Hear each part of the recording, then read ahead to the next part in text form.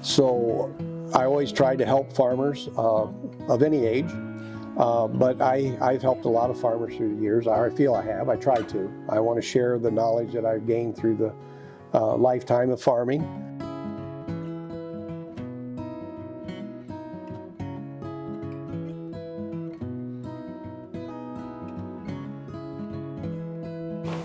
Hello, my name is Matt Burkholder. I work with the Nature Conservancy with the Ag Division and specifically the Farmer Advocate Program.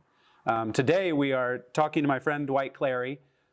He has been involved in conservation agriculture for over 40 years. I'm Dwight Clary. I farm in Seneca and Sandusky County, Ohio.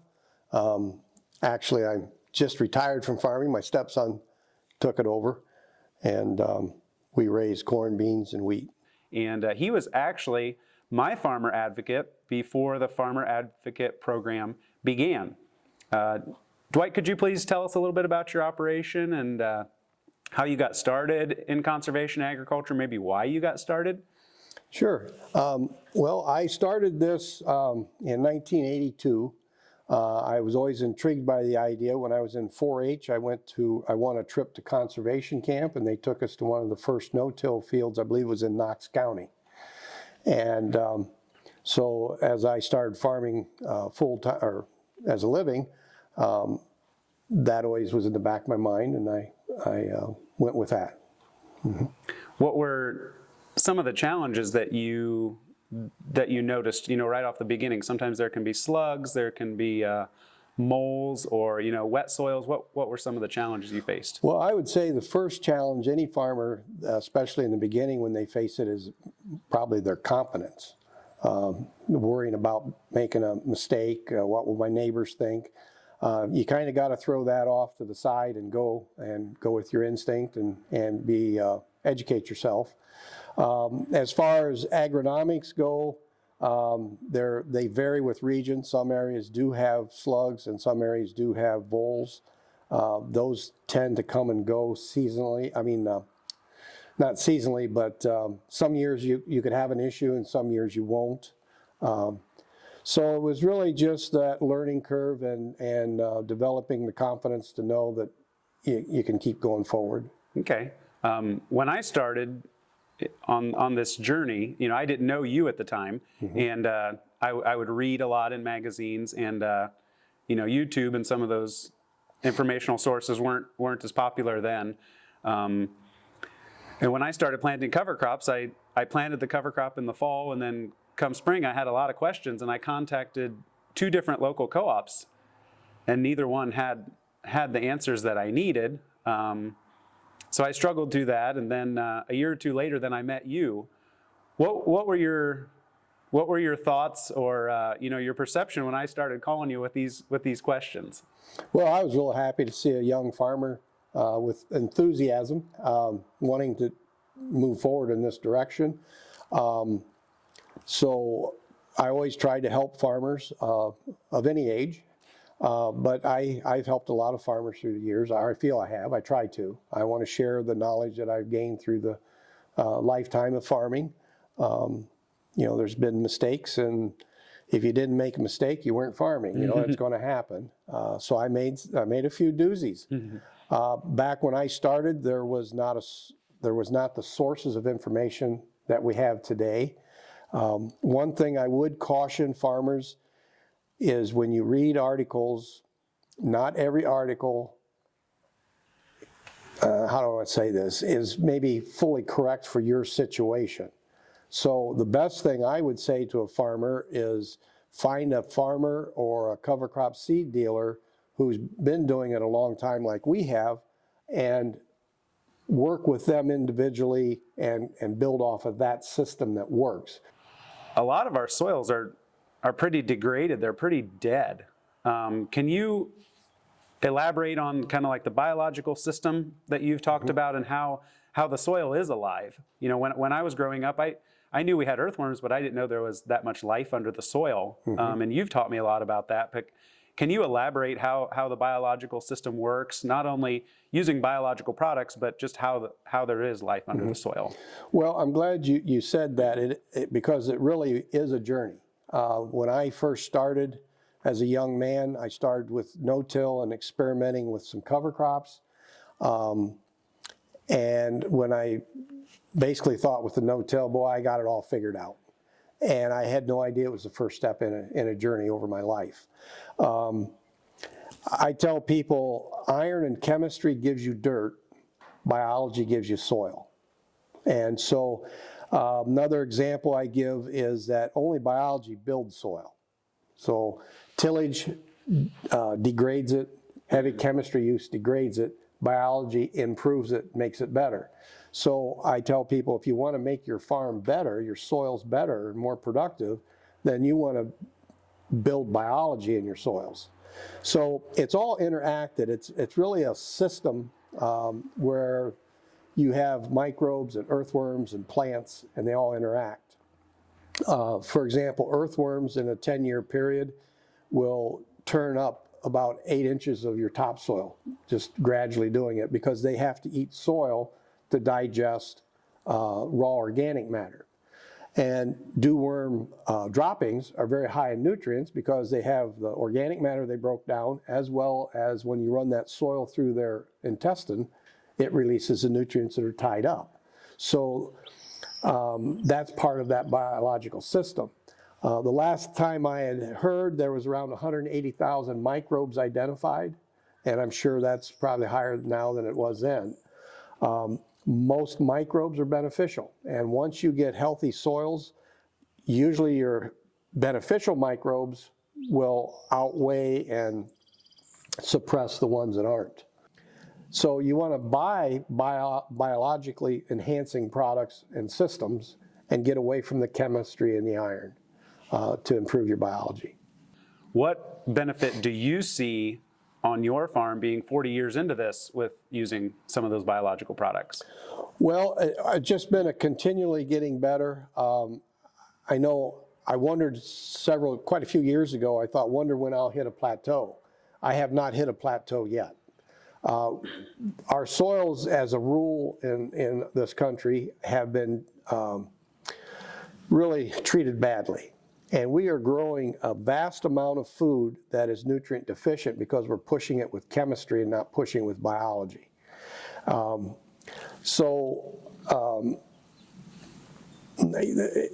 that's really a very important, more than people realize, in their food supply. We're really growing a lot of nutrient deficient food.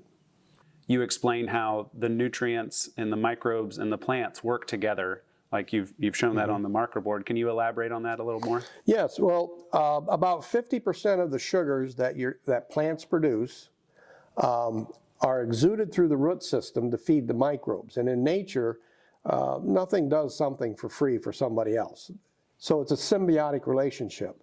So the plants exude this sugar. It's kind of say it coated. And the plant is telling the microbes, I need some phosphorus or I need some potash. And those microbes then bring those nutrients to your plants, because your plants only take up nutrients from the soil particles they touch. So if you have, say, 2 corn roots and they're a ½ inch apart, and you have done a soil test, and that soil probe went right down through there, the nutrients that are in between those roots is available for the corn plant to get, except the corn plant can't get it. And that's where the microbes come in. And it allows you to reduce the fertilizers you buy and makes it much more efficient. Salt is very hard on microbes, which the 2 worst ones, of course, are nitrogen and potash. They're the worst of the 3. So we took in I believe 92, we did a pretty extensive experimentation here. We did soil testing on 1,000 acres, 0 to 2 and 2 to 8, and we did it 2 years in a row. And I quit applying the commercial granular salt-based fertilizers you get at your local co-op. As those salts cleansed out, now I was already no-tilling and randomly using cover crops, but what we noticed is the salts cleansed out of that soil, my nutrients went up. And that's because I had microbial levels went up. And they went up and they have stayed there. And actually they've gotten back into balance because I wanted, when I was doing tillage and using these products. I would soil test and apply them, and I would try to get for every pound of phosphorus I had available, I wanted 10 pounds of potash available, and I could never reach that. And a few years ago, I had a field day here, and I took a soil sample, which I don't do very much because I don't apply soil-based fertilizers, the P and K. And it came back 40 pounds of phosphorus and 400 pounds of potash, and the biology put it back into balance. I could never do that when I was doing the soil testing and applying it. So that kind of put it back into balance. We've had testing here on infiltration studies of water. I gave them our Napanee. We have Napanee in Hoytville here. If you look up Napanee in the soil survey books, it's very low permeability and very slow water absorption. And out of the test of about 25 farms in 5 counties, we was the top farm for absorption in a Napanee soil. Matter of fact, the researchers told me it couldn't be Napanee. And I said, well, it is, check it out. But that comes from the soils getting healthy again. Well, we've had instances where we have big rains, and I had shared this with you in the past. And on one side of the road where they're doing the heavy tillage and a lot of chemistry was a lake, and the water was just running over the shoulder into the ditch. And across the road was our field, and there was no water laying in it. And that was the difference, and that was with a 5-inch rain. You use these cover crops, you'll find that there is a whole list of benefits for that cover crop. Not just, well, it stops soil erosion, or you get a payment, or, adding some organic matter. There's a whole list of things. And once you get a biological system together, it just gets better and better and better because things start working together and getting into balance. And Mother Nature had this all figured out long before we came along. If you look at a woods or say a wetland up along Lake Erie where there's cattails, those are in balance and there's no nutrient deficiencies. And one of the reasons is there's always living roots under the soil. And not everything I did was successful. I know I had been raising corn in mammoth red clover and had great success. And then one year we worked till midnight to get the corn in before rain came, and then it stayed wet for 2 weeks, and they never got the mammoth clover sprayed, and it stood back up, and it's waist high, and it smothered, I don't remember how many acres, but it smothered most of the corn out. And then it was kind of too late to do anything else, so I had this real sparse corn stand out there. And I had neighbors stopping and looking at it and thinking I was crazy, of course. But I called that my college education money. And if I would have failed and had that mishap and then stopped, I would have failed. That would have been a failure to me. I said, what can I learn from that so it don't happen again? So what I did was I switched from mammoth red clover to medium red clover. So I didn't have as much mass growth out there. And now, as you go down the road, I don't use pure clover. I use a blend. And I would say that in cover crops, diversity is really good. I like it in almost everything except cereal rye, where you're going to plant soybeans. That's the one that I like to plant pure cereal rye with nothing with it.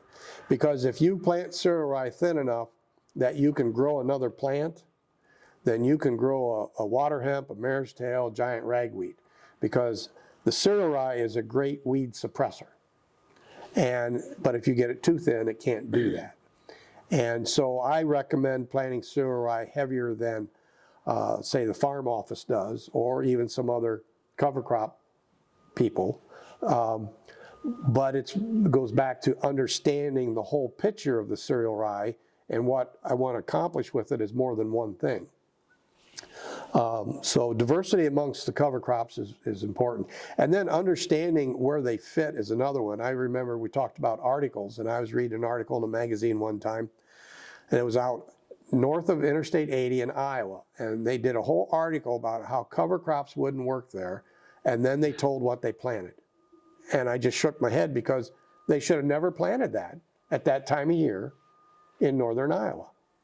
See, so they come out with an article that makes it sound like this doesn't work, and the fact is they didn't do things correctly, and that's what you got to watch for. Quite a few years ago, there was an article come out and interviewed a farmer, and he said, my cereal rye got away from me, got tall. Everybody started talking about cereal rye getting away from them. Most years we're planting in 4, 5, 6 foot tall cereal rye, and we love it. It doesn't get away from you. It's just you need to understand the biology, how it grows, how it functions, and you work with that. And the thing with the slugs, here's a mistake that farmers are making. Because, think about this. Farm publications come to your house for free. Well, somebody's paying for that, and that's the advertisers, and they're advertising chemicals and iron and, everything else. So if you use insecticides, whether it's post-spray on your crop or on your seed, what you're really killing is the predators. And years ago, this is another mistake I made years ago. I thought, well, I'll be preemptive instead of reactive. Well, the first thing I noticed is I didn't have any predators. So we used to combine beans, and you'd see the big old praying mantis flying around the bean field. None. So what we do is we kill off the wolf spiders, the praying mantises, there's beetles that eat slugs, and the insecticides don't kill the slugs. Matter of fact, they can carry that insecticide in their body, and if a predator does eat them, it'll kill that predator. So we create our own problems there because we think we know better than nature many times. So that's another reason that I eliminated seed treatment, because they had insecticide now on them, they have fungicides on them, and they have nematodes on them. There are good nematodes, there are wonderful funguses, and so on. So, well, we had some folks that were not enthusiastic about cover crops. And a year or so ago, I hired them to plant for me because my wife got hurt. He didn't know if he could plant through my rye, and he had a big John Deere air seeder, and I said, you'll do just fine. He came to my house after replanting some of his beans first, and he said, boy, the ground's hard. I can barely get the drill in the ground. I said, you won't have that trouble here. And he looked at me like, this guy's... So we get him started, and I got him to planting the depth I wanted the seed planted at, which is beans and corn. I like to have at least 2 inches deep as a general rule. There are exceptions. And by the time he got to my second field, he says, our soil's nothing like your soil.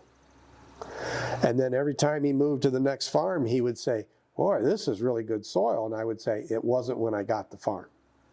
Most of the farms I've had for 25, 35 years.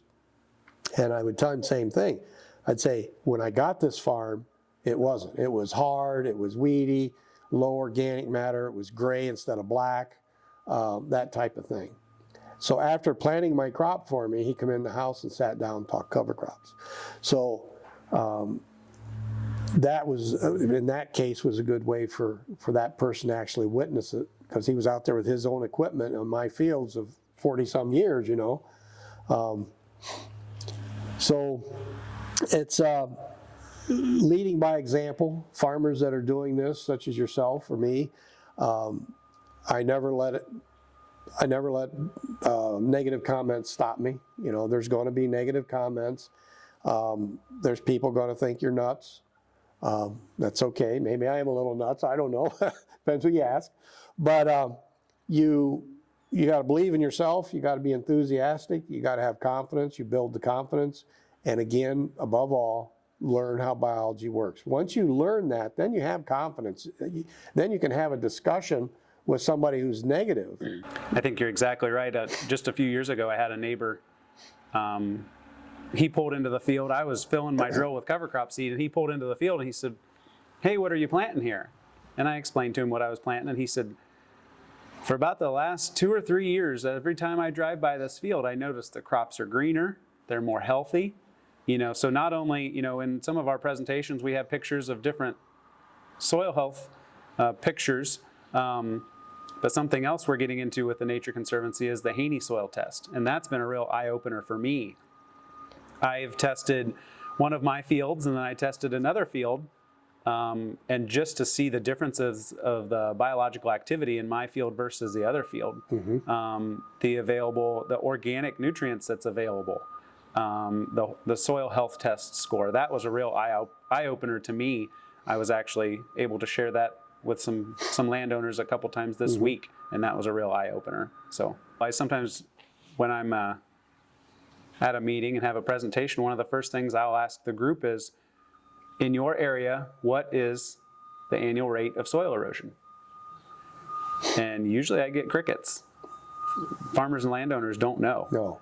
In Ohio, the annual rate of soil erosion is around 2.7 tons per acre. And that just makes me sick. Yeah. Why would we want to do that? I got some statistics for Seneca County, and they said that full tillage was 2.5 tons the acre. Now, this is probably 25, 30 years ago when I got these numbers. If you went to no-till, you drop that to 0.5 ton an acre. If you add a cover crop, and when I want to put an asterisk there, if you add a correct seeded rate cover crop, so it's not just a few plant, but you add a cover crop out there, you can drop that 0.5 ton by 90%. So you can almost eliminate soil erosion with the no-till and the cover crops. When you eliminate the soil erosion, you eliminate the nutrients that leave with that soil as well. And your best soil is what erodes. It makes you more profitable. I'm always telling farmers, we need to quit thinking of our success in bushels per acre and think of the success in the dollars that you get to keep after you pay your expenses. You know, and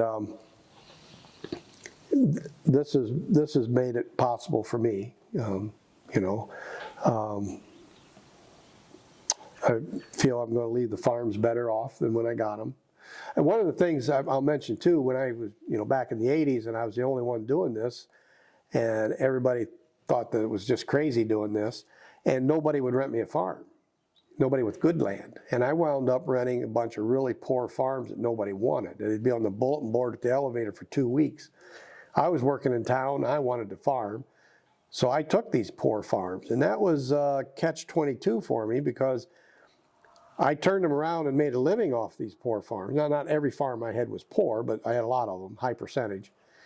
But I turned them into good farms. They were still wet farms, but now they had healthy soils.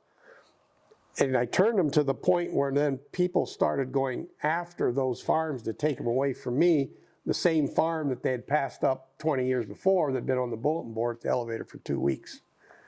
And what they would do is come in and rip that field up and go right back doing what they were doing. And the other thing, since they were wet farms, I always waited till they were fit. And I didn't care if everybody else was done planting or not. When they got fits, when I planted them, and that's what brought them back to life. Because before, everybody, well, the calendar is May 15th, I got to get it in, they'd go in and mud through it. And same thing at harvest. And I would actually wait until it froze if I had to go in and harvest that crop. So then that got you know, in the neighborhood, well, he's always the last guy done, you know.